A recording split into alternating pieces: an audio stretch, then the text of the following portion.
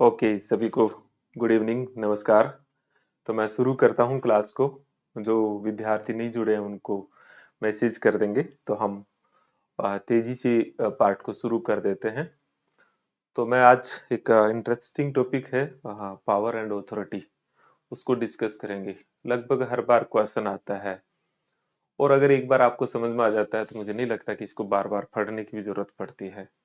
ये कुछ ऐसे टॉपिक होते हैं जिसमें मैं कभी भी, जब भी मैं आ, जब यूनिवर्सिटी में रहता हूँ तो इन पे बात शुरू कर देता हूँ।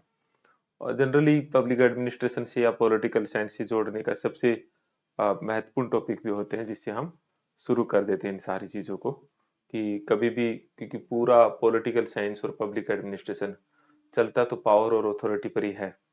तो उन उन टॉपिक्स की जो बेसिक समझ है वो मुझे लगता है कि हर स्टूडेंट को ही जो ये सब्जेक्ट लेते हैं उनको होना चाहिए।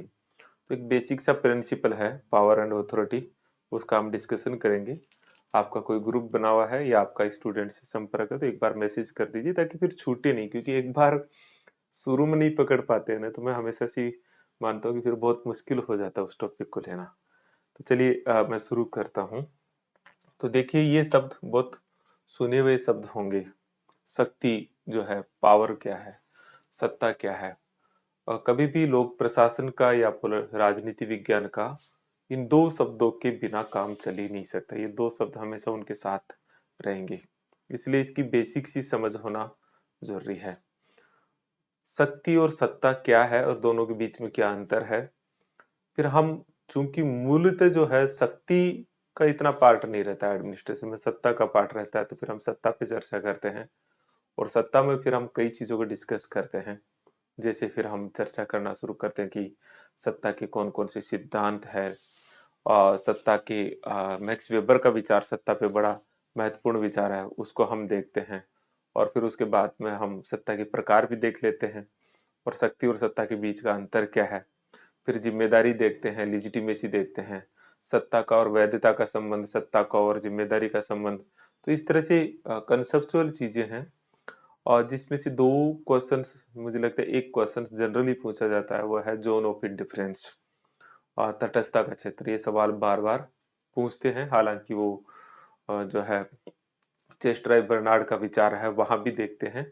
चूंकि आपके थिंकर्स नहीं है तो इसको जो है सत्ता के साथ ही जोड़ के देखा जाता है। सत्ता के संबंध में फोलेट का विचार भी पूछ लेते हैं। सत्ता और शक्ति के बीच का अंतर है ये भी पूछ लेते हैं। तो ये कुछ महत्वपूर्ण चीजें हैं जिनको देख लेते हैं। सबसे पहले हम चर्चा करते हैं और इस बात की आज शुरुआत करते हैं। सबसे पहले हम इसे समझते हैं कि शक्ति किसे कहते हैं। नहीं है, शक्ति किसे कहते हैं, पावर क्या है। तो पावर क्या है ये अगर हम समझे तो इसके संबंध में बहुत सारी डेफिनेशन है। लास्टवेल का पूरा एक बड़ा काम है। लेकिन हम लोक प्रशासन के संदर्भ में देखें तो शक्ति में फिर हम सबसे अच्छा विचार है वो है मैक्स वेबर का विचार, जो है वो सबसे अच्छा विचार है। आप सब लोग अच्छे तो है ना, पढ़ाई तो कर रहे हैं ना। ओके, है ना। तो कोई चीज हो तो लास्ट में आप क्वेश्चंस पूछ लेना, लेकिन अपने साथियों को जरूर इन्फॉर्म कर दो, क्योंकि मेरे सामने आप ज्यादातर विद्यार्थी लाइव पढ़ते हैं तो मुझे उसकी एक अलग फीलिंग रहती है। मुझे लगता है कि मैं जीवित लोगों को पढ़ा रहा हूँ, नहीं तो मशीनों का लगता है कि मशीनों के सामने क्या बोल रहे हैं। तो इसके इस पे कोई एक विचार जो इसकी सबसे अच्छी परिभाषा देता है वो है मैक्स वेबर। मैक्स वेबर ने बहुत शानदार परिभाषा दी शक्ति की, और वही परिभाषा एग्जैक्टली शक्ति को सबसे अच्छा डिफाइन भी करता है। तो शक्ति का मतलब पावर, वो फिजिक्स वाला पावर नहीं है। ये पावर है ना, इलेक्ट्रिक पावर या पावर जो हम कहते हैं कि जो फोर्स और डिस्टेंस जो है वो मिल जाती है, वो वाला पावर नहीं है। ये पावर है कि समाज के भीतर या किसी संगठन के भीतर ये जो पावर है कुछ मूव करवाने की ताकत, वो क्या है। लेकिन एक समाजों के भीतर शक्ति किसे कहते हैं, तो उसको मैक्स वेबर ने कहा कि कोई सामाजिक प्रतिरोध के बावजूद या प्रतिरोध के बावजूद कोई एक पक्ष दूसरे पक्ष पे, ध्यान देना, प्रतिरोध के बावजूद कोई एक पक्ष दूसरे पक्ष पे अगर अपनी इच्छा को आरोपण करने में सफल हो जाता है तो वो इच्छा का जो इम्पोज करना या आरोपण करना वो ही शक्ति कहलाती है। मतलब शक्ति वह स्थिति है, एक एक परिस्थिति है, एक पोजीशन है जिसमें कोई एक व्यक्ति या समूह दूसरे व्यक्ति या समूह पर अपनी इच्छा को इम्पोज करने में सफल हो जाता है। लेकिन अगर प्रतिरोध नहीं हुआ तो उसे शक्ति नहीं कहेंगे। मतलब ये पक्ष और ये दो पक्ष है, उसमें अगर ये पक्ष इसके प्रतिरोध के बावजूद उस पर अपनी इच्छा, ये प्रतिरोध कर रहा है और उसके बावजूद अपनी इच्छा को आरोपण करने में सफल हो गया, तो उसे हम शक्ति कहते हैं। तो शक्ति के भीतर बहुत इंपॉर्टेंट चीज है, वो है कि इच्छा का आरोपण। तो हम कैसे देखें इसे? हम देखेंगे कि मैक्स वेबर ने बताया कि शक्ति वह सामाजिक परिस्थिति है, या वह परिस्थिति है, क्योंकि वो समाज शास्त्री था। शक्ति वह सामाजिक परिस्थिति या पोजीशन है जिसमें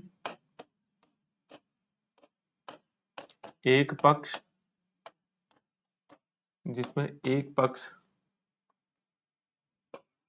प्रतिरोध के बावजूद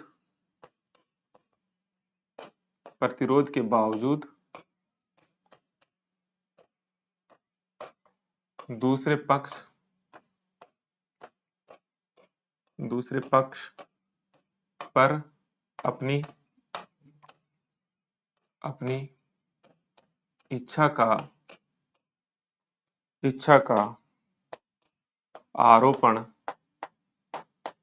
का मतलब इम्पोज करने में सफल हो जाता है। चूंकि ये सिलेबस में दिया हुआ है, इसलिए इसकी डेफिनेशन को बहुत अच्छे से आपको समझना चाहिए।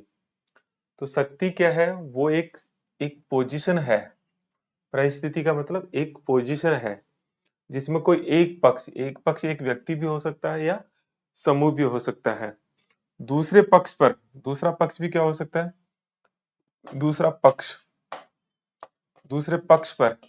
दूसरे पक्ष कोई व्यक्ति भी हो सकता है या समूह भी हो सकता है। प्रतिरोध के बावजूद, वो प्रतिरोध करना जरूरी है उसका, वह जो पहला पक्ष है वह अपनी इच्छा को आरोपण करने में सफल हो जाता है। तो वो जो पोजीशन है, वो जो परिस्थिति है, उस परिस्थिति को पावर कहा जाता है। मतलब पहले आप इसकी एक एक वर्ड पे अगर आप काम करेंगे तो पावर वो पोजीशन है जिसमें कोई एक व्यक्ति या समूह किसी दूसरे व्यक्ति या समूह पर प्रतिरोध के बावजूद अपनी इच्छा का आरोपण करने में या अपनी इच्छा को मनवाने में सफल हो जाता है। ये तो इसकी बेसिक सी डेफिनेशन, जो सबसे मान्य डेफिनेशन है और सबसे अच्छे से इसको डिफाइन भी कर देता है। तो एक तो हमें ये पता हो कि ये शक्ति है।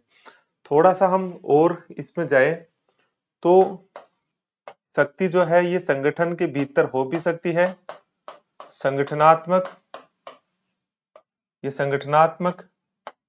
हो भी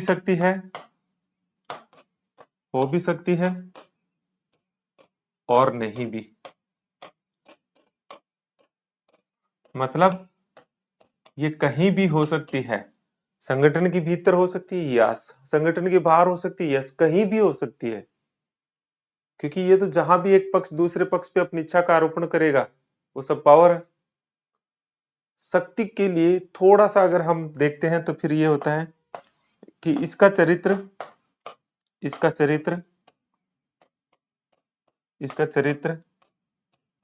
प्रायः नकारात्मक होता है।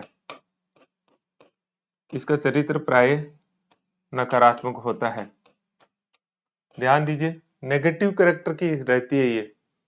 मतलब जहां पावर की थोड़ी बात आती है तो कहा जाता है अच्छा बड़ा पावर दिखाता है, तो थोड़ा इसे नेगेटिव दृष्टिकोण से देखते हैं, लेकिन हमेशा नेगेटिव होती है ऐसा नहीं है। और सबसे इंपॉर्टेंट बात है वो यह है कि इसमें वैधता का होना, लेजिटिमेसी का होना अनिवार्य नहीं है। वैधता मतलब कोई इसको माने, अगर मानेगा तो प्रतिरोध क्यों करेगा?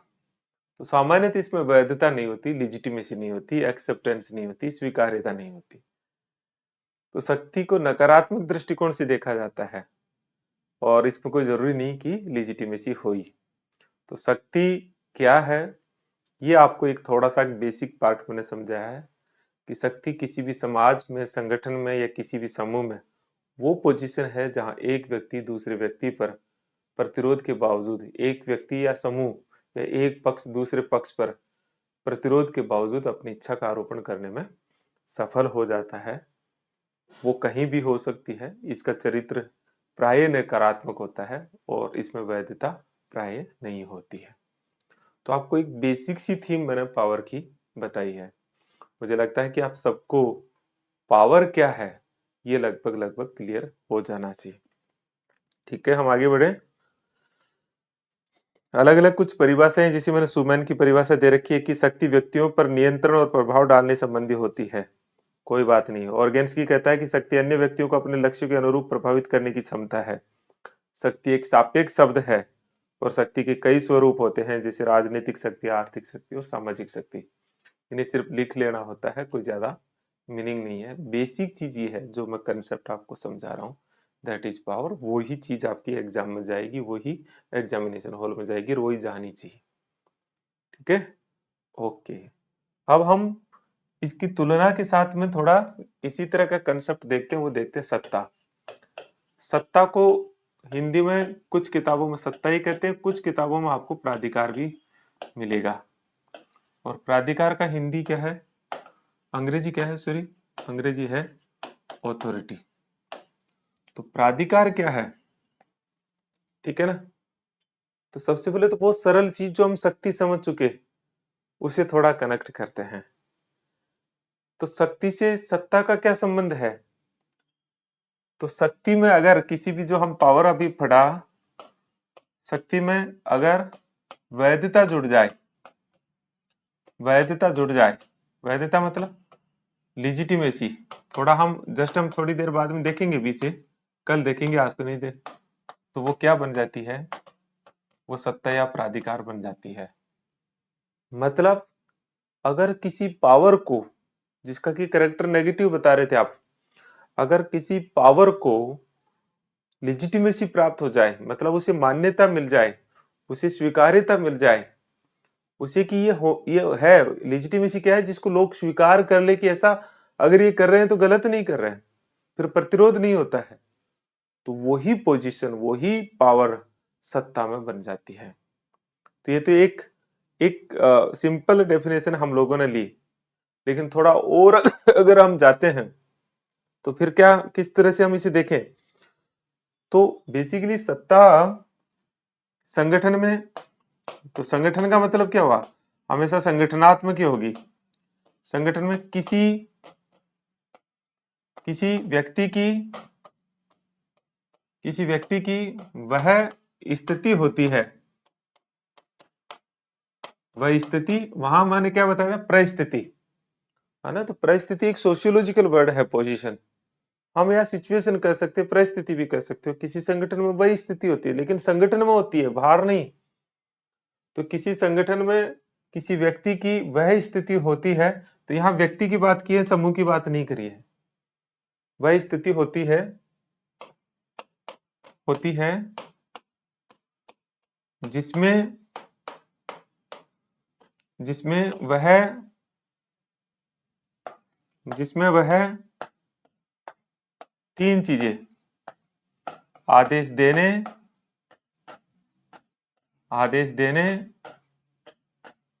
आदेश का पालन करने,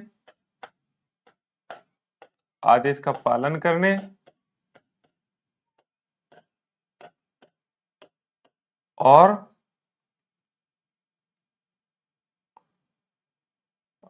एक चीज हम थोड़ा सा, एक शब्द हम सबसे पहले क्या होता है, वो थोड़ा हम पहला निर्णय लेना होता है, जिसमें तीन चीजें प्राप्त होती है। पहला है निर्णय लेने, सबसे पहला है निर्णय लेने। दूसरा है आदेश देने, और अगर आदेश नहीं माने तो तीसरा है आदेश का पालन करवाने। पालन करवाने, इन तीन चीजों का अधिकार प्राप्त हो जाता है। ध्यान दीजिए, सत्ता संगठन में किसी व्यक्ति की, संगठन में होगा, किसी व्यक्ति की है, समूह की नहीं है। वह स्थिति है जिसमें वह तीन अधिकार प्राप्त कर लेता है, निर्णय लेने का अधिकार, कि वो कोई भी निर्णय ले सकता है।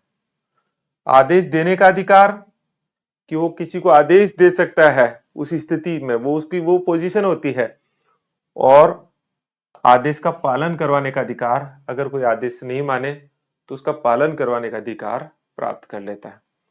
वो जो पोजीशन है, वो जो तीन अधिकार किसी व्यक्ति को संगठन में मिलता है, वो क्या है? सत्ता। वो जो पोजीशन है, वो पोजीशन सत्ता कहलाती है। मतलब थोड़ा अगर इसको बाइफरकेट करें तो सत्ता क्या हुआ? नंबर एक, यह सदैव संगठनात्मक होगी।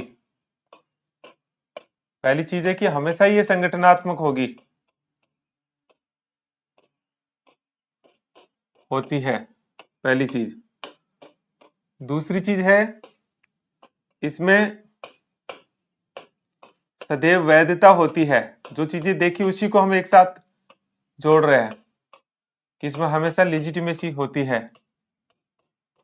आप इसे डिफाइन भी कर सकते हो, जैसे हमने कहा, शक्ति प्लस वैधता बराबर सत्ता, ऐसा भी आप बता सकते हैं, ऐसे भी आप डिफाइन कर सकते हैं इसे। तीसरी चीज, इसमें तीन चीजें, मतलब जो बताया वही बता रहा हूं अभी। इसमें निर्णय लेने,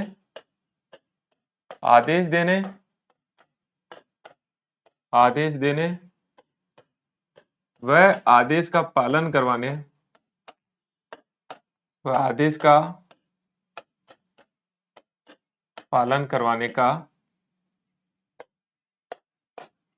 करवाने का अधिकार प्राप्त हो जाता है। ये अब तक जो है, जो चीजें मैंने बताई उसको ऐसे तीन शब्दों में, तीन विशेषताओं में बांट सकते हैं। मतलब उन्हीं बातों को तीन पॉइंटों में तोड़ सकते हैं अगर हमको बड़ा आंसर लिखना है तो। इसके अतिरिक्त क्या है वो हमको देखना है। एक चीज रखिए कि सत्ता सबसे इंपॉर्टेंट चीज है, वो लेते हैं हम। सत्ता संगठन निर्माण का आधार है, और हम ये कहें कि सत्ता ही वो चीज है जिसपे संगठन टिका है। तो दो बहुत इंपॉर्टेंट चीजें याद रखनी है। उसमें एक है कि सत्ता संगठन निर्माण का आधार है,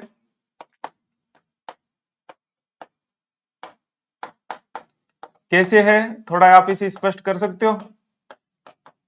क्योंकि सत्ता के डिलीगेशन से ही संगठन बनता है। मैं संगठन बना रहा हूं तो मेरी अथॉरिटी को उसको डिलीगेट किया, वो उसको डिलीगेट किया, वो उसको डिलीगेट किया, वो उसको डिलीगेट किया, और आपका संगठन का निर्माण हो गया। तो सत्ता संगठन निर्माण का आधार है। विदाउट अथॉरिटी संगठन निर्माण हो ही नहीं सकता।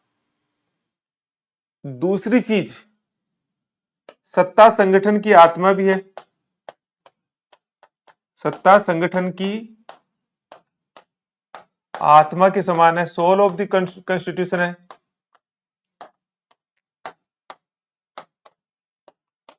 मतलब क्या हुआ कि जैसे ही हम सत्ता को संगठन से बाहर निकालेंगे, इसके दो मतलब है, वैसे ही संगठन मृत हो जाता है। जैसे शरीर के भीतर से आत्मा बाहर निकालते हैं तो शरीर का कोई वजूद नहीं है, तो जैसे ही संगठन से आत्मा को बाहर निकालेंगे, संगठन मृत। नंबर एक चीज। दूसरी चीज इसका है वो क्या है कि जैसे आत्मा किस जगह निवास करती है हमारे शरीर में, यहां करेगी कि यहां करेगी कोई बता नहीं सकता। मतलब वो शरीर में, पूरे शरीर में सर्वव्याप्त रहती है। ऐसे ही जो सत्ता है वो संगठन में सर्वव्याप्त रहती है। तो इसके दो मतलब है, इसके दो मतलब है। मतलब संगठन को जीवंत बनाती है। जीवंत किसको कहते हैं, मतलब संगठन में निर्णय हो रहे होते हैं वो इसी की वजह से हो रहे होते हैं। और दूसरी, संगठन की आत्मा का मतलब है कि वह सर्वव्याप्त रहती है, सभी जगह रहती है।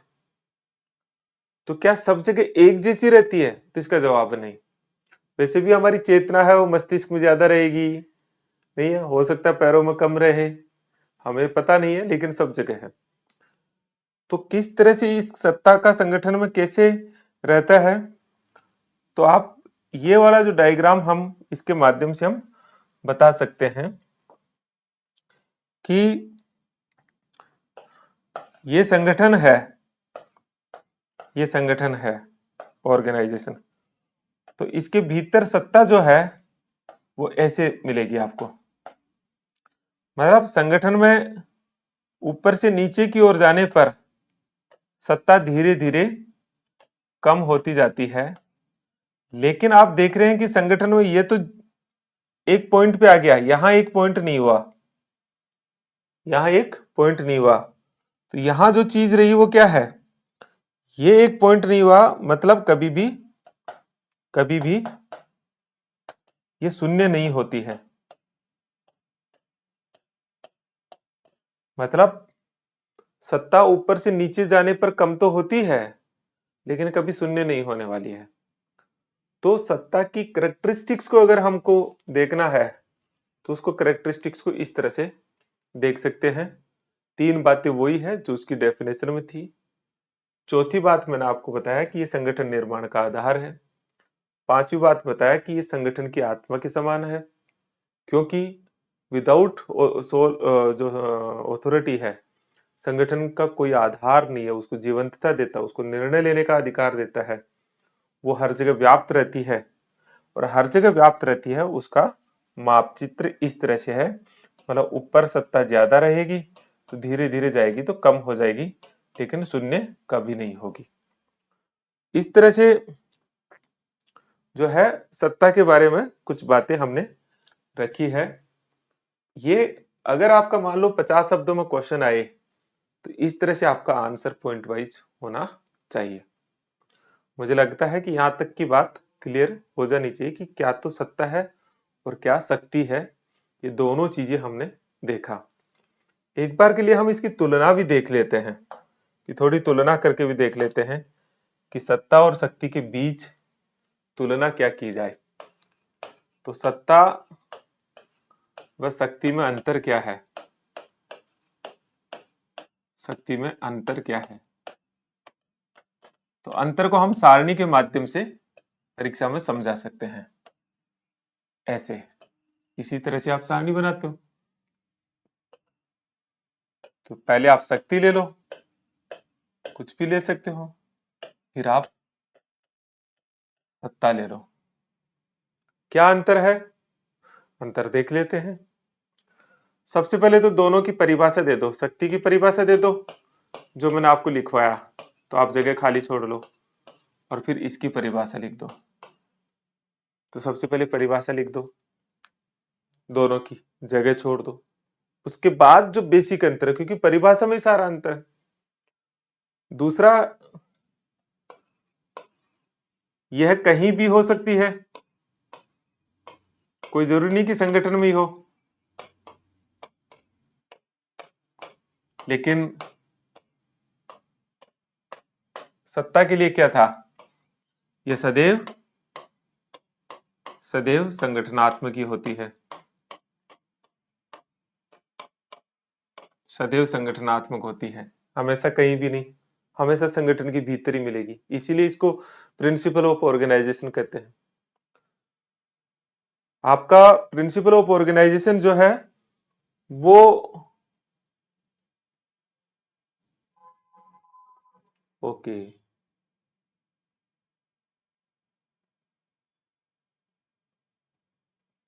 है ना।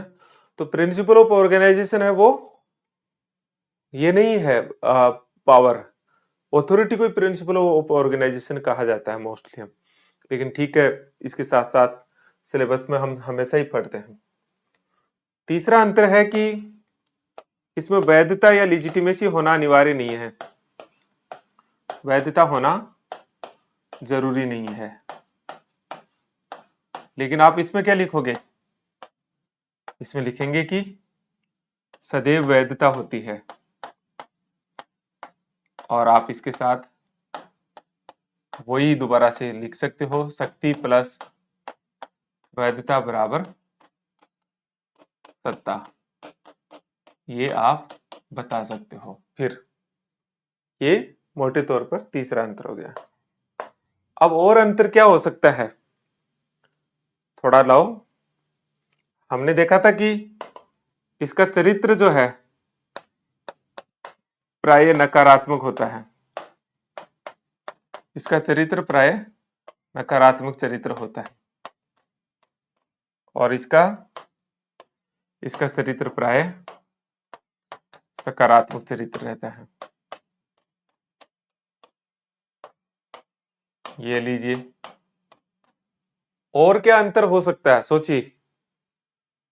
शक्ति है वो कोई स्पष्ट फॉर्मेट की नहीं होती, इसका कोई स्वरूप स्पष्ट नहीं होता, जबकि सत्ता का स्वरूप हमेशा स्पष्ट रहता है। स्वरूप स्पष्ट नहीं है, कहीं भी हो जाती है, और जबकि सत्ता जो है संगठनात्मक भी है और इसका स्वरूप स्पष्ट होता है। तो इस तरह से शक्ति और सत्ता जो है, उन दोनों के बीच में हम अंतर कर सकते हैं कि ये शक्ति है और ये सत्ता है। तो इतनी बात मुझे लगता है कि आप लोगों को समझ में आ गई है। तो हम थोड़ा बेसिक प्रिंसिपल पर चलेंगे कि सत्ता के सिद्धांत क्या है, वो थोड़ा सा हम देखते हैं। तो अब हम अगला पार्ट लेते हैं, वो लेते हैं, हम पूरा अध्ययन अब इसमें करेंगे कि हम थोड़ा और समझे इसे। तो हम देखेंगे कि सत्ता के सिद्धांत क्या है। तो मोटे तौर पर सत्ता के सिद्धांतों को हम तीन भागों में बांट के समझते हैं कि जो ऑथोरिटी है उसका सोर्स क्या है, वो किस स्वरूप की होती है, कैसे वो काम करती है, इसके आधार पर तीन थ्योरी है। एक है सत्ता का औपचारिक सत्ता का सिद्धांत, नहीं है, इसको हम तीन भागों में बांटते हैं, और तीनों का अंतर भी हम समझेंगे, फिर हम इसको थोड़ा डिटेल से देखेंगे। एक है औपचारिक सत्ता का सिद्धांत, अंग्रेजी आप खुद लिख लीजिए, अंग्रेजी है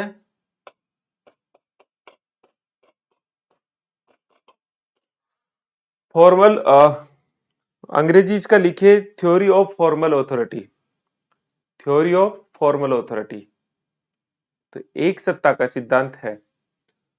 आधार क्या है इस सत्ता के सिद्धांत का, आधार क्या है, आधार है कि सत्ता का स्रोत क्या है, मतलब सोर्स क्या है, इस आधार पर सत्ता के तीन सिद्धांत हैं।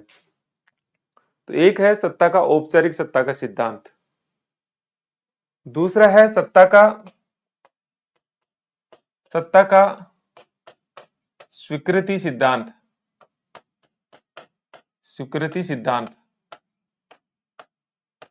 ये दूसरा है, ये पहला है, ये दूसरा है। और तीसरा है कैपिटेंस थ्योरी ऑफ ऑथोरिटी, मतलब सत्ता का सक्षमता सिद्धांत, सत्ता का सक्षमता या सुयोग्यता भी बोल देते हैं, सुयोग्यता,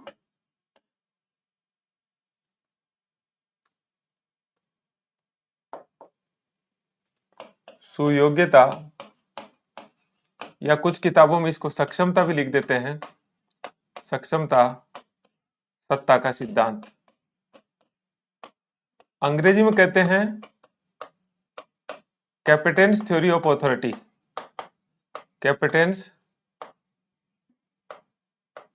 थ्योरी ऑफ ऑथोरिटी। इसे क्या कहा, acceptance theory of authority, acceptance theory of authority. और इसे क्या कहा आपने, फॉर्मल ऑथोरिटी नहीं है, formal, theory of formal authority. तो तीन सत्ता के स्रोतों का आधार यह है कि सत्ता कहां से मिलती है आपको, सत्ता का स्रोत क्या है। ये पद से आती है, एक संविधान से आती है, नीचे से आती है, एक ऊपर से आती है, ज्ञान से आती है, आती किससे है। और इस आधार पर तीन प्रिंसिपल है और आपको ये सोर्स का बेसिक पता होना जरूरी है। तो जो पहला विचार है औपचारिक सत्ता का सिद्धांत, वो ये मानता है कि सत्ता का स्रोत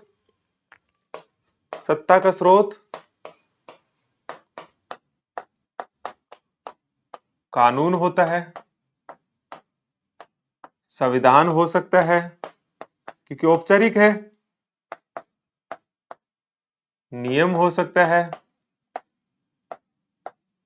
या पद हो सकता है, और हो सकता है कि ये सब चीजें ना हो कि उच्चस्थ कोई सुपीरियर अपनी पावर को डिलीगेट करते, अपने अथॉरिटी को प्रत्यायोजित करते। तो सत्ता का स्रोत कानून, संविधान, नियम, पद या उच्चस्थ हो सकता है, वहां से सत्ता मिल सकती है। मुझे सत्ता कहां से मिली, मैं आपको लेक्चर दे रहा हूं, मैं इस चैनल पे आ रहा हूं, मुझे सत्ता कहां से मिली, एक चीज है। कलेक्टर को सत्ता कहां से मिलती है, दूसरी चीज है। आप किसी को भी, किसी ऑफिस के अंदर अधिकारी है तो उसको सत्ता कहां से मिली, कानून से मिल रही है, पोजीशन से मिल रही है, अगर संविधान से मिल रही है तो ये औपचारिक सत्ता है। लेकिन यदि सत्ता का स्वीकृति सिद्धांत ये कहता है कि सत्ता का स्रोत कानून, संविधान, नियम, पद और उत्तरदायित्व नहीं होता, पहले इसे खारिज करता है कि ये नहीं होता, खारिज ये सब नहीं होता, बल्कि सत्ता का स्रोत अधीनस्थों की स्वीकार्यता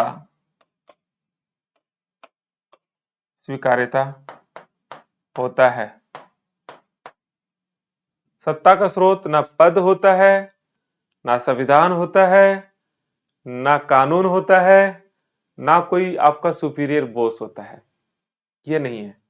सत्ता का स्रोत है सबऑर्डिनेट। आगे इस विचार के मानने वाले लोग कहते हैं कि हो सकता है आपको संविधान से, कानून से, पद से सत्ता मिल जाए, लेकिन अगर सबऑर्डिनेट उसे नहीं माने तो, आप आदेश दो, सबऑर्डिनेट नहीं माने तो आपका आदेश फेल। इसलिए किसी आदेश का वजूद तब तक है जब तक कि उसको सबऑर्डिनेट मान रहे या नहीं मान रहे। इसलिए सबऑर्डिनेटों का मानना जरूरी है। सब कुछ सबऑर्डिनेट पे टिका हुआ है। मैं आपको पढ़ा रहा हूं, लेकिन मेरे पढ़ाने का अधिकार तब तक है जब तक आप पढ़ रहे हो। अगर आप पढ़ना बंद कर दो तो जो मेरे पढ़ाने की सत्ता है वो ऑटोमेटिक ही खत्म हो जाएगी। तो किसी की भी पोजीशन जो है, जो अथॉरिटी है, उसका existence acceptance theory of authority मानती है कि वो अधीनस्थों की स्वीकार्यता पर निर्भर करता है। सुयोग्यता सिद्धांत जो है वो अपनी परिभाषा देता है और कहता है कि दोनों जो विचार दिए हमने पहले वाले वो गलत है। पहले तो खारिज करता है, मतलब सत्ता का सिद्धांत ना पद है, ना उच्चस्थ है, ना कानून है, ना संविधान है, नथिंग, ये कुछ भी नहीं है। बल्कि सत्ता का स्वरूप ये कहता है, बल्कि सत्ता का स्रोत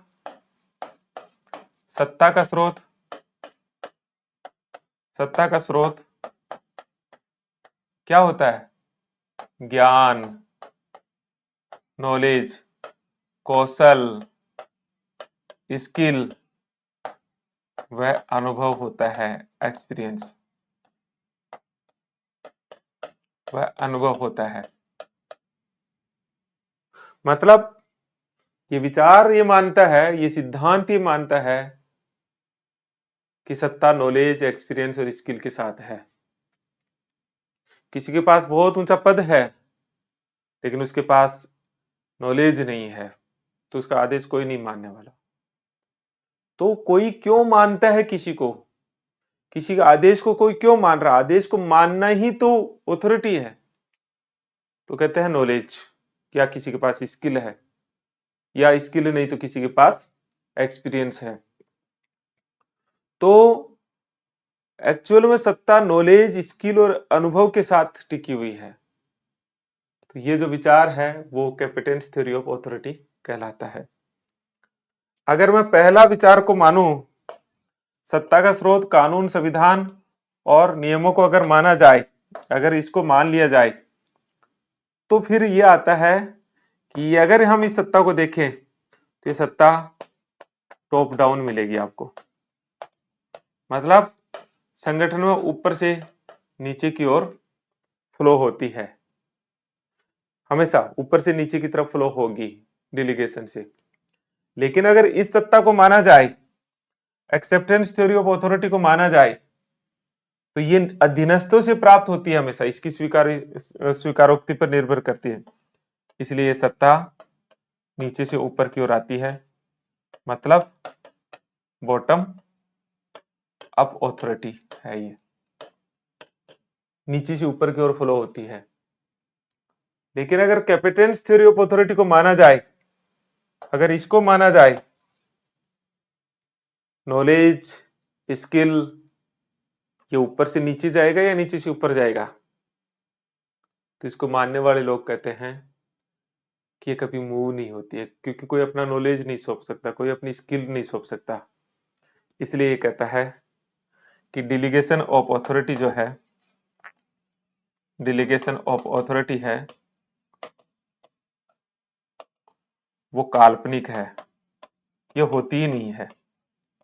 आप सिर्फ इमेजिनेशन कर सकते हो, ये होता ही नहीं कि कोई अपनी सत्ता को सौंप दे, क्योंकि कोई अपने ज्ञान को नहीं सौंप सकता। इसलिए तीन विचारों का जो, तीन सिद्धांतों का जो आधार है वो है सोर्स ऑफ अथॉरिटी आपकी क्या है। अगर हम थोड़ा और आगे बढ़े, इसके समर्थक जो है, इसको मानने वाले जो लोग हैं या प्रतिपादक जो है, वो शास्त्रीय विचारक है। सारे क्लासिकल थिंकर यही बात करते हैं। मतलब कुछ उदाहरण देना चाहो तो, जैसे गुलिक है, पूर्विक है, फेयोल है, टेलर है, ये सब नहीं है, फिफ्नर एंड प्रेस्टस है, all are supported to formal authority, नहीं थ्योरी ऑफ फॉर्मल अथॉरिटी। दूसरे का अगर हम माने, इसका अगर हम समर्थक माने, तो ये व्यवहारवादी है। समर्थक व्यवहारवादी। सारे हमारे दो प्रमुख विचारक है। एक है चेस्टराय बर्नार्ड, ये सबसे प्रमुख विचारक है। दूसरा हर्बर्ट साइमन। इन दोनों ने कहा कि सत्ता का वजूद जो है वह अधीनस्थों पर निर्भर करता है, अधीनस्थों की स्वीकारोक्ति पर निर्भर करता है। और तीसरी चीज का जो समर्थन किया वो किया मेरी पार्कर पोलेट ने। और ये कई बार क्वेश्चन आता है कि सत्ता का प्रत्यायोजन एक कोरी कल्पना है, स्पष्ट कीजिए। तो बताएंगे कि यह विचार मेरी पार्कर फोलेट का है, जिन्होंने कहा कि सत्ता का स्रोत ज्ञान, कौशल और अनुभव होता है। चूंकि कोई अपने ज्ञान, कौशल और अनुभव को प्रत्यायोजित नहीं कर सकते, इसलिए सत्ता का प्रत्यायोजन भी कोरी कल्पना मात्र है। इस तरह से ये वाला विचार जो है वो मेरी पार्कर फोलेट का है।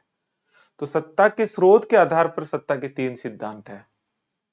नंबर एक सिद्धांत थ्योरी ऑफ फॉर्मल अथॉरिटी, जो सत्ता का स्रोत कानून, संविधान, उच्चस्थ और पद को मानता है। दूसरा एक्सेप्टेंस थ्योरी ऑफ अथॉरिटी, जो सत्ता का स्रोत आपका क्या मानता है, सत्ता का स्रोत जो है वो कानून, पद और संविधान नहीं बल्कि अधीनस्थों की स्वीकारोक्ति मानता है। और तीसरा है वो है कैपिटेंस थ्योरी ऑफ अथॉरिटी, जो सत्ता का स्रोत जो है ज्ञान, कौशल और अनुभव को कहता है। इस तरह से तीन जो थ्योरी है सत्ता के संबंध में वो हमारी क्लियर होनी चाहिए। मैंने तुलनात्मक रूप से, चूंकि किताब में अलग अलग तरह से दिया हुआ रहता है, मैंने तुलनात्मक तरीके से इसलिए बताया ताकि आप समझ सको। आपके कोई क्वेश्चन हो तो अभी आप कमेंट बॉक्स में लिख दीजिए। ये तीन थ्योरी है। अब हम आगे जो बात करते हैं वो है हर्बर्ट साइमन और चेस्टर आई बर्नार्ड का विचार। हम इसे देखते हैं कि दोनों क्या कहते हैं। तो मैं आज ये साइमन और बर्नार्ड के विचार को बताते ही क्लास आज ओवर कर दूंगा। फिर हम कल जो है हम पढ़ेंगे आपका मैक्स वेबर का विचार। मतलब सत्ता थोड़ा बड़ा है तो फिर ज्यादा समय लगेगा, तो आज मैं इसी के साथ क्लास को खत्म कर दूंगा। तो आपके कुछ क्वेश्चंस हो तो कमेंट बॉक्स में आप लिख दीजिएगा। तो बर्नार्ड का सत्ता संबंधी विचार क्या है, पहले हमें इसे थोड़ा सा देखना चाहिए। बर्नार्ड पूरा नाम क्या है? पूरा नाम Chester I Irwin Barnard. Barnard उन्होंने सत्ता संबंधी स्वीकृति विचारधारा दी। पहले तो आपको पता हो कि ये क्या कहते हैं। इन्होंने एक्सेप्टेंस थ्योरी ऑफ अथॉरिटी दी। स्वीकृति विचारधारा क्या है कि सत्ता का स्रोत अधीनस्थ होते हैं। विचारधारा, अपनी इस विचारधारा के भीतर बर्नार्ड जो बात कहता है वो बहुत महत्वपूर्ण है। बर्नार्ड कहता है अपनी बात को समझाने के लिए कि अगर कोई आदेश दिया जाता है, कोई आदेश दिया जाता है तो उसके साथ तीन घटनाएं घटित हो सकती है। अगर संगठन में कोई किसी को आदेश देता है तो उसके साथ तीन संभावनाएं संभव है। नंबर एक, आदेश पूर्णतः अस्वीकृत हो सकता है। आदेश पूर्णतः अस्वीकृत हो सकता है। रिजेक्ट नहीं, मेरे लिए चांद तारे तोड़ के लाओ बाबू, तो क्या होगा? कहां से लेके आओगे? आपकी शारीरिक क्षमता ही नहीं कि चांद तारे तोड़ के लाओ, है ना? हनुमान जी थोड़ी बन जाओगे, तो वो हो ही नहीं। आदेश रिजेक्ट। तो चेस्टर आई बर्नार्ड कहता है कि आपकी भौतिक, आर्थिक, बौद्धिक सीमाएं हैं एक इंसान की। तो कई आदेश ऐसे होते हैं जो स्वीकार नहीं किए जाते, तो बिल्कुल एकदम से रिजेक्ट, खत्म। तो एक संभावना तो है कि कोई आदेश दे, कोई जरूरी नहीं कि इतने बड़े आदेश हो, छोटे से आदेश कोई हो। मैंने आपसे कहा कि भाई देखिए कल से आप 15 घंटे पढ़ेंगे, तो मुझे पता है नहीं मानने वाले, तो आदेश रिजेक्ट हो जाएगा। तो पहला है कि आदेश बिना सोचे समझे मतलब रिजेक्ट, अस्वीकृत हो जाता है, ये फर्स्ट है। दूसरा है आदेश स्वीकृत या अस्वीकृत हो सकता है। अस्वीकृत हो सकता है।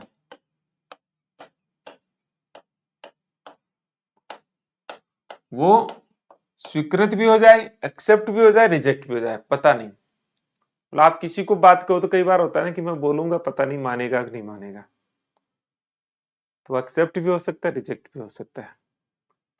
दूसरा ये संभावना हो सकती है। और एक तीसरी संभावना बहुत महत्वपूर्ण है। वो क्या है? तीसरी संभावना है कि आदेश बिना सोचे समझे स्वीकृत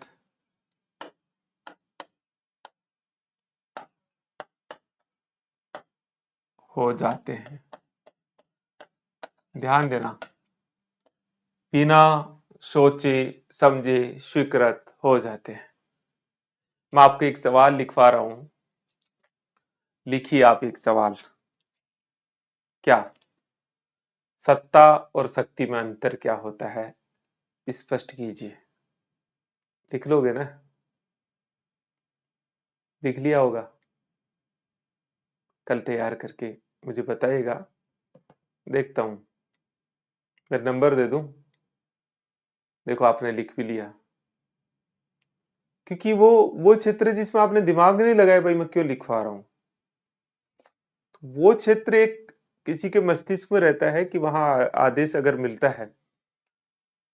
नहीं है? अगर किसी के पिताजी ये कहते हैं कि बेटा पानी पिला, तो सोचेंगे पिताजी है, बोल रहे हैं। नहीं है? तो वह सोचा नहीं जाता है, बिना सोचे समझे स्वीकृत हो जाता है। वो जो तीसरी स्थिति है, मतलब जो एक पहली स्थिति, एक दूसरी स्थिति, एक तीसरी स्थिति, ये जो तीसरी स्थिति है ये वाली, ये कहते हैं कि ये जो एक व्यक्ति की दूसरे व्यक्ति के मस्तिष्क में एक जोन है, नहीं है कि इस जोन के भीतर अगर आपने आदेश दिया तो बिना सोचे समझे वो स्वीकृत हो जाएगा। इससे बाहर दिया तो फिर दो घटनाएं, दुर्घटनाएं हो सकती है। हो सकता है थोड़ा सा ही बाहर है तो मान ले, हो सकता है नहीं भी माने, पता नहीं।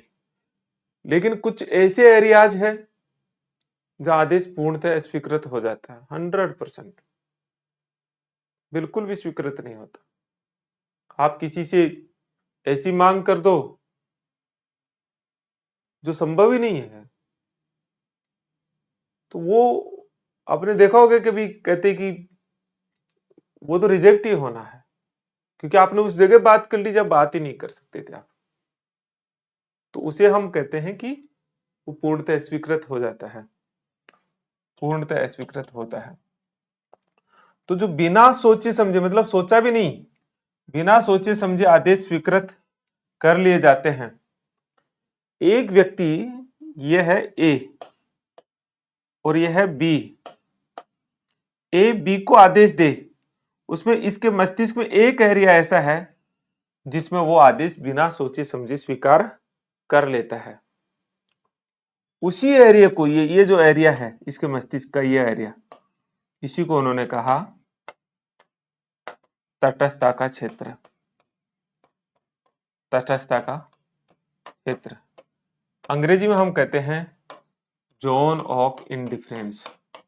मैंने आपको कहा भी है कि ये क्वेश्चन सबसे ज्यादा पूछने की संभावना वाली क्वेश्चन है।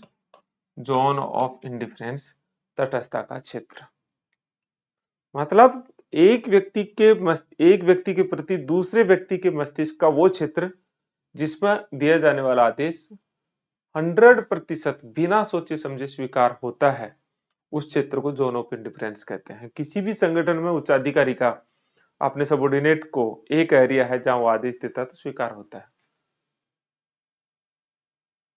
वो जो जोन ऑफ इंडिफरेंस किसी व्यक्ति का अपने सबोर्डिनेट के मस्तिष्क में, किसी व्यक्ति के प्रति अपने सबोर्डिनेट के मस्तिष्क में जितना बड़ा होगा, जितना व्यापक होता जाएगा, सुपीरियर की ऑथोरिटी उतनी ही ज्यादा बढ़ती चली जाएगी। मतलब मेरा जोन ऑफ इंडिफरेंस आपके प्रति, आपके मस्तिष्क में मेरे प्रति कितना एरिया है, अगर वो एरिया बढ़ता हुआ चला जाएगा तो मैं ऑटोमेटिकली धीरे धीरे पावरफुल होता चला जाऊंगा। इसलिए किसी भी उच्चस्थ की संगठन में किसी भी व्यक्ति की सत्ता इस बात पे डिपेंड करती है कि उसके प्रति उसके सबऑर्डिनेट में जोन ऑफ इंडिफरेंस कितना बड़ा है। और अगर किसी व्यक्ति को अपनी सत्ता को बढ़ाना है, अपने प्रभाव को बढ़ाना है, तो अपने सबऑर्डिनेट्स के, अपने फॉलोअर्स के दिमाग में जोन ऑफ इंडिफरेंस के एरिया को बढ़ाना पड़ेगा। क्या ये संभव है? तो चेस्टर बर्नार्ड ने कहा यस। जोन ऑफ इंडिफरेंस जो है, किसी का भी जो जोन ऑफ इंडिफरेंस है, ये मान लीजिए कि ये जोन ऑफ इंडिफरेंस है, ये वाला एरिया जोन ऑफ इंडिफरेंस है, ये वाला, ये जोन ऑफ इंडिफरेंस, ZOIC लिखा है मैंने। क्या ये बढ़ सकता है कि ये बढ़ करके इतना बड़ा हो जाए, इतना बड़ा हो जाए, जोन ऑफ इंडिफरेंस इतना बड़ा हो जाए? संभव है? बर्नार्ड कहता है यस, अगर आप प्रतिफल बढ़ा दोगे, नहीं है, अगर आप प्रतिफल बढ़ा दोगे, मतलब zone of indifference directly proportional to reward. यहां रिवार्ड का मतलब कोई भौतिक पुरस्कार नहीं होता है, यह अभौतिक पुरस्कार भी होता है। चेस्टर बर्नार्ड कहता है किसी को प्यार देना भी रिवार्ड है, सम्मान देना भी रिवार्ड है, किसी की रिकॉग्नाइजेशन प्रदान करना भी रिवार्ड है, भौतिक पैसा देना भी रिवार्ड है। अगर आप ये रिवार्ड बढ़ाते जाओ, बढ़ाते जाओ, बढ़ाते जाओ, आपका जोन ऑफ इंडिफरेंस का एरिया बढ़ता हुआ चला जाएगा। इसलिए जोन ऑफ इंडिफरेंस जो है वो प्रतिफल के समानुपाती होता है। चेस्ट्राई बर्नार्ड ने अपने थ्योरी ऑफ एक्सेप्टेंस में अथॉरिटी संबंधी विचार देता हुआ कहता है कि एक जोन ऑफ इंडिफरेंस एक तटस्थता का क्षेत्र होता है। तो आपको कभी तटस्थता का क्षेत्र पूछे तो आप बताइएगा कि चेस्ट्राई बर्नार्ड ने अपनी स्वीकृति सत्ता की स्वीकृति विचारधारा में बताया कि एक व्यक्ति की संगठन में एक व्यक्ति की दूसरे व्यक्ति के मस्तिष्क की वह स्थिति जिसमें वह बिना सोचे समझे आदेशों को स्वीकार कर लेता है, उसी मानसिक स्थिति को तटस्थता का क्षेत्र कहा जाता है। सारी बातों को अगर मिलाए तो आप इस तरह से शॉर्ट में सब चीजों को कंसोलिडेट करते हुए आंसर दे सकते हो। तो यह है चेस्ट्राई बर्नार्ड का विचार। और लास्ट में बस 2-3 मिनट में मैं मेरी क्लास खत्म करता हूं। वो है हर्बर्ट साइमन का विचार। हर्बर्ट साइमन का विचार। हर्बर्ट साइमन ने क्या कहा? उन्होंने कहा कि जो बात चेस्ट्राई बर्नार्ड ने बताई वो बात बिल्कुल सही है। मतलब आदेशों का वजूद उसी पे डिपेंड करता है जो अधीनस्थ उसको स्वीकार करते हैं या नहीं करते हैं। इसलिए चेस्ट्राई बर्नार्ड से मैं पूर्णतः एग्री हूं, लेकिन उन्होंने कहा कि ये तटस्थता का क्षेत्र नहीं होता। इसे जो तटस्थता का क्षेत्र नाम दिया क्षेत्र की बजाय अधीनस्थों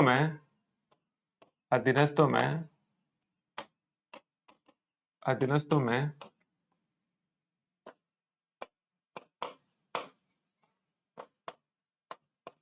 स्वीकृति का क्षेत्र होता है। स्वीकृति का क्षेत्र मतलब जोन ऑफ एक्सेप्टेंस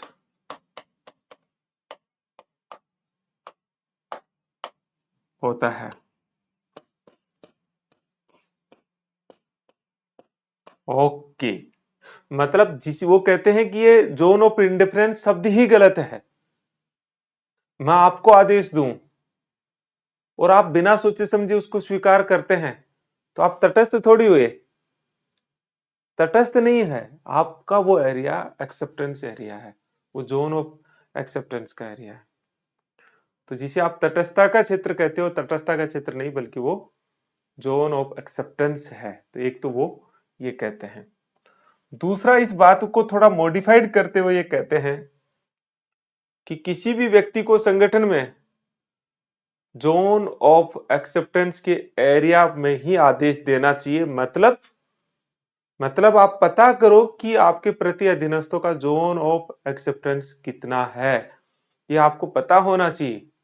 और मैं आपको बताऊं, जब आप एडमिनिस्ट्रेशन में जाएंगे तो सबसे ज्यादा जो मैं आज ये क्लास में जो बातें बता रहा हूं वो सबसे ज्यादा रेलेवेंट होगी उस समय। कि आपकी सत्ता, आपका प्रभाव इस बात पे डिपेंड करेगा कि आपके सबऑर्डिनेट्स में जोन ऑफ एक्सेप्टेंस कितना है। और आपको पता हो कि मेरा जोन ऑफ एक्सेप्टेंस या मेरा जोन ऑफ इंडिफरेंस क्या है, और उसी में आप आदेश दो, ताकि ऐसी स्थिति नहीं बने कि आपने कोई आदेश दिया और वो स्वीकार नहीं हुआ। तो उन्होंने आगे कहा कि उच्चस्थ को सुपीरियर को केवल जोन ऑफ एक्सेप्टेंस में ही आदेश देना चाहिए। केवल इसी क्षेत्र में आने वाले आदेश देना चाहिए, इससे बाहर नहीं। तो इस तरह से साइमन जो है अपनी बात को इस तरह से कह के खत्म करता। हमने पूरी क्लास में शक्ति को पढ़ा, सत्ता को पढ़ा, शक्ति की विशेषता देखी, सत्ता की विशेषता देखी, शक्ति और सत्ता के बीच का अंतर देखा, और फिर सत्ता के सिद्धांत देखे। फिर उसमें बर्नार्ड और साइमन को हमने डिटेल से देखा। और इस तरह से हमने सत्ता का एक मोटा मोटा बड़ा पार्ट हमने पूरा कर लिया है। थोड़ा मैक्स वेबर का विचार और है जो हम नेक्स्ट क्लास में देखेंगे।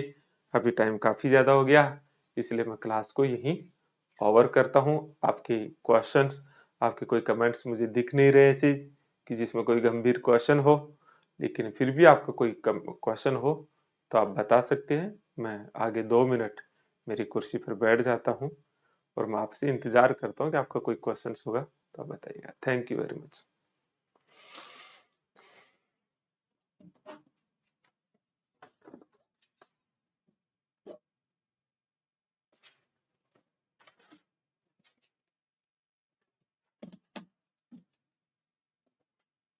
कोई सवाल है तो आप पूछ लीजिएगा।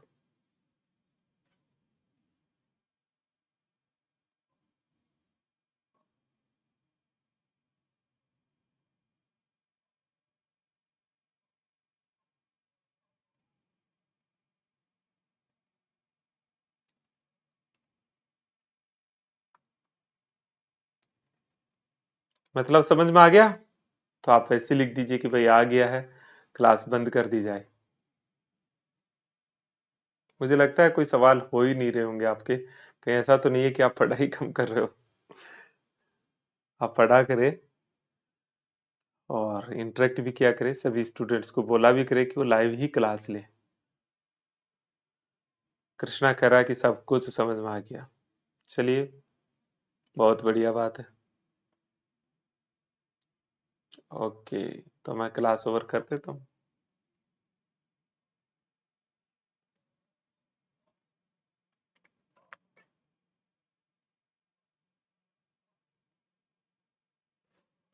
Okay, good night.